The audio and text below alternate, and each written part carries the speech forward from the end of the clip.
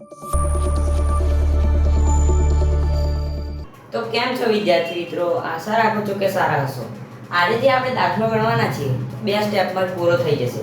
તો અહીંયા આપણે શું ગણવાના છીએ આજે? તો કે 13મો દાખલો શાનો? તો કે સ્વાધ્યાય 2.4 નો ધોરણ 9 નો ચેપ્ટર બીજું બહુપદીઓ। એમાં આપણે અહીંયા આ સૂત્રની જરૂરત પડવાની છે ભાઈ। તો અહીંયા આપણે શું કહ્યું છે? જો x y z બરાબર 0 હોય તો સાબિત કરો કે x નો ઘન y નો ઘન z નો ઘન બરાબર 3xyz। તો અહીંયા આપણે શું કરવાનું? સિમ્પલ રીત છે।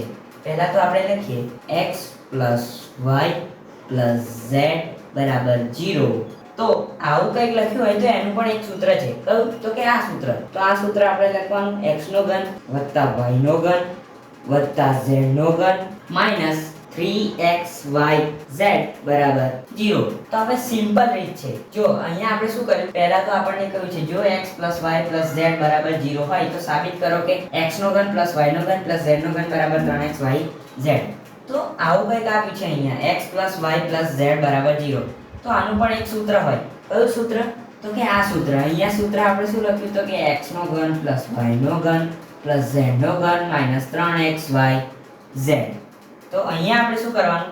આ જે માઈનસ 3xyz છે એ બરાબરની આ સાઈડ જાય તો કેવા થઈ જાય? તો કે પ્લસ 3xyz। તો અહીંયા આપણને શું મળ્યું?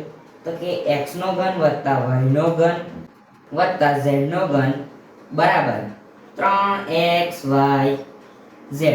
તો આપણે અહીંયા સાબિત શું કરવાનું હતું? તો કે x નો ઘન y નો ઘન z નો ઘન બરાબર 3xy। તો અહીંયા આપણે સાબિત કરી દીધું। તો અહીંયા આપણે શું લખવાનું? તો કે તેથી સાબિત થાય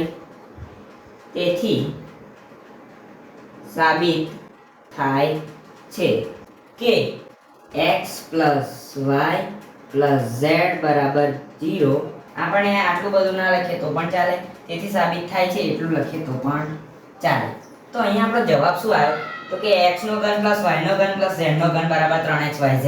આપણે અહીંયા સાબિત કરવાનું હતું તે અહીંયા આપણે સાબિત કરી દીધું છે। તો અહીંયા આપણો દાખલા નંબર 13 પૂરો થાય છે સ્વાધ્યાય 2.4 નો। આમાં કુલ 16 દાખલા છે। 14, 15, 16 દાખલાના વિડીયો આપણે આગળના વિડીયોમાં બનાવી દઈશું। મળીએ તમને આગળના વિડીયોમાં।